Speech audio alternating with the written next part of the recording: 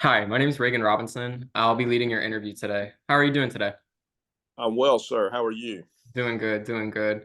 We're just going to be covering some of the sales skills that we're looking for. So first, I want to start by asking, how did you hear about this position? You were a referral from a friend. All right, all right. And what aspects of this job would you say interest you? Well, I have lots of sales experience. It's something I think I can apply my skill set to. Okay, okay. Speaking of skill set, how much experience do you have when it comes to negotiating with customers? Uh, with my past positions, I've been negotiating with customers over 30 years. Okay, so significant amount. Uh, With customers, how would you say you go about building and maintaining those relationships? Well, it's multifaceted. So you have to visit them, you have to communicate via email, you have to communicate through a text, you have to communicate through different marketing tools if available to you. It's multifaceted, like I say, and you just have to hit them from as many different directions as you can to get their attention. All right, all right. Changing gears a little bit, describe a difficult sale that you've made in the past and how you succeeded in the end. Okay. So there was a sale in particular. I've been a business customer for more than 6 months. This when I walked in one particular time after calling on them so many times, and they wrote me a large number of POs, about $850,000 worth, just for my persistence. Being persistent, it got me where I needed to be with that particular customer. Okay, staying in the same vein with customers, how would you say you change your communication style when interacting with different types of customers? You have to find out what they like. How do you speak? It's almost like a love language. You have to speak their language. So, do they prefer email? Do they prefer text? Do they prefer for you to drop in? Do they prefer set appointments? Do they want to see a full line presentation, or do they just want a quick hit? And you learn to speak their language and treat them accordingly.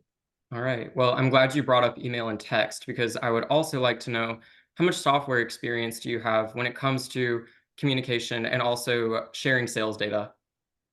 Well, it's changed over the years, of course. When I started doing this, there wasn't a whole lot in the way of electronic communication. We may or may not check email on a given day. Now I send, dozens of emails per day using marketing tools, um, sharing sales data with them, sharing product information.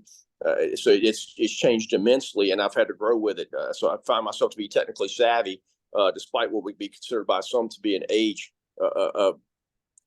like the business certainly hadn't passed me by. I put it to you that way. Hmm. Okay. All right. Last more specific question. What methods would you say you use to manage your time and prioritize daily tasks when it comes to your job? I'll certainly set a calendar of appointments, but I also have a to-do list, and I know that stick to my time frame for each one. If I can't, if for whatever reason, you don't try not to push things, but if you do, then you make sure to realign your calendar for the next day. But each day, start off a new little adventure and making sure I'm concise and holding to the schedule. Okay. Okay. Good. More to these broad questions. What would you say is your biggest professional strength? My biggest strength is just sheer force of personality. I'm extroverted and friendly, and I can seem to find subjects to discuss with just about any customer. So whether it be the fact that if they hunt or they like sports or whatever it is, just try to find some level of personability to reach out to a customer to find a common bond with them. All right. Well, my final question is, what do you think sets you apart from other candidates? But I feel like it could apply to that. Yeah.